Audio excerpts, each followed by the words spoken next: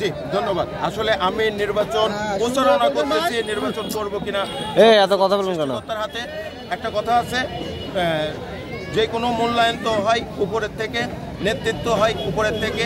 তো আমি বলতে চাই, আমি যদি নির্বাচন করার সুযোগ পাই এবং কুকসা কুমারখালীর মানুষ যদি আমাকে নির্বাচিত করে, আমি কুকসা কুমারখালীকে যে উন্নয়নের ছোঁয়া এখনো পাই নাই, সেই উন্নয়নের যে গ্যাপগুলো রয়েছে সেটা অবশ্যই পূরণ করব। আমার নেতা ডক্টর ভিপি নুরুল হক নূর ভাই যদি আমাকে এখানে নির্বাচন করার জন্য সিলেকশন করে, আমি তার আমি আমার অবস্থান থেকে তার এই তার সিলেকশনের মর্যাদা রাখবো ইনশাল্লাহ। আপনি কুকসা কুমারখালী নির্বাচন করতেছেন? আমি নির্বাচিত হলে কুকসা কুমারখালীর পিছিয়ে পড়া যে জনগোষ্ঠীগুলো আছে, রাস্তাঘাট খুবই অনুন্নত। বিগত স্বৈরশাসকের আমলে উন্নয়ন বলতে কোনো কাজ হয়নি, যেগুলো হয়েছে আইওয়াশ। তো আমি এই আইওয়াশ থেকে বেরোয় এসে প্রকৃত মানুষের উপকারে যে কাজগুলো করলে মানুষের উপকার হবে সেই কাজগুলো আমি করবো। আপনারা দেখেছেন বিগত সময় করোনার সময় আমি মানুষের জন্য কাজ করেছি। করোনার সময় অনেকগুলো পরিবারের দায়িত্ব নিয়েছিলাম। করোনা থেকে শুরু করে সেই বিগত দিনে অনেক শিশু সম্বন্ধ করেছি আমি। আপনারা উল্লেখযোগ্য আছে বিনামূল্যে পোশাকের যে দোকানিদের মধ্যে, সেটা আমি পরিচালনা করছি আজ 4 বছর ধরে। তো আমি নির্বাচিত না হয়ে মানুষের জন্য কাজ করার জন্য সবসময় কাজ করে যাচ্ছি, কাজ করার চেষ্টা করতেছি। নির্বাচিত হলে অবশ্যই মানুষের জন্য আরও বেশি বেশি করে কাজ করার চেষ্টা করবো ইনশাল্লাহ। এটা কিন্তু বিবাদের উদ্বোধন হয়েছে, তারপরে কিন্তু এই 5 তারিখের পরে সেই রেজিস্ট্রেটের টালমাটাল অবস্থায় আছে। দেশ সম্পর্কে আপনি কুকসা ওসমান পুত্র কুকসা, সেই দেশ সম্পর্কে আপনি মানে যুবক লাগবে।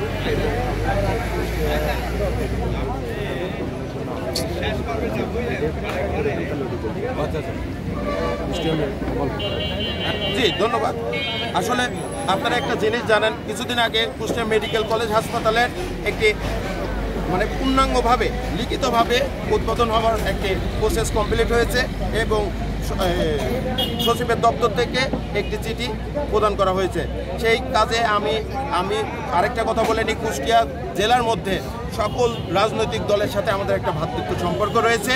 বিএনপির নেতা জাকির হোসেন সরকার ভাই তিনি প্রচণ্ড পরিশ্রম করেছেন মেডিকেল কলেজ উদ্বোধনের জন্য, মেডিকেল কলেজ যাতে দ্রুত উদ্বোধন হয়। এবং তার পার্শ্ববর্তী আমার নেতা নুরুল হক নূর ভাই নিজে টেলিফোন দিয়ে বারবার খোঁজ নিয়েছেন, সচিব থেকে শুরু করে উপদেষ্টা মহোদয় সকলের সঙ্গে কথা বলে অতি দ্রুত এই মেডিকেল কলেজ যেভাবে উদ্বোধন করেছে, যেভাবে সকল দলমত নির্বিশেষে কুষ্টিয়ায় আমরা উন্নয়নমুখী কাজ করে যাচ্ছে, ঠিক সেইভাবে কুকসার যে সেতুটা উদ্বোধনের অতি দ্রুত দরকার, সেটা আমরা অতি দ্রুত করার চেষ্টা করবো ইনশাল্লাহ। কেননা আমরা বিশ্বাস করি মানুষের দুর্ভোগ যেখানে, সেখানেই ন্যায় প্রতিষ্ঠা হবে, সেখানেই গণ অধিকার কাজ করবে এবং সেখানেই ইনশাল্লাহ বিজয় ফিরে আসবে।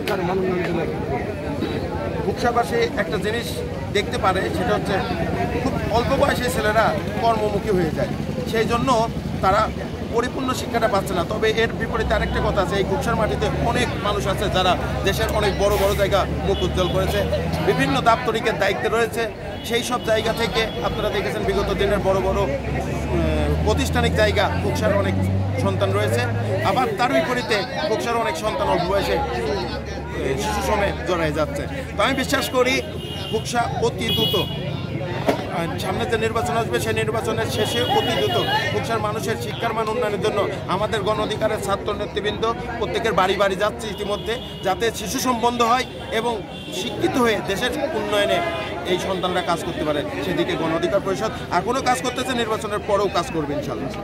আপনাকে যদি ট্রাক প্রজেক্ট দেওয়া হয় থেকে, আপনি জ্বরের বিষয়ে কথা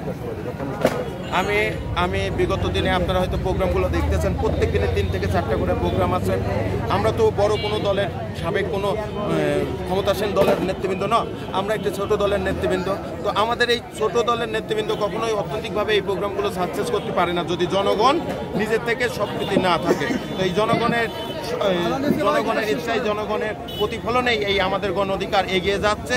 তো আমি বিশ্বাস করি, এটা আপনারাও দেখতে পাচ্ছেন, সব থেকে বেশি জনপ্রিয়তা নিয়ে আমাদের গণ অধিকার পরিষদ কুষ্টিয়া 4 কুকসা কুমারখালীতে এগিয়ে আছে এবং ট্রাক প্রতীক পালে আমরা নিশ্চিত বিজয়ের দিকে অগ্রসর হব ইনশাল্লাহ।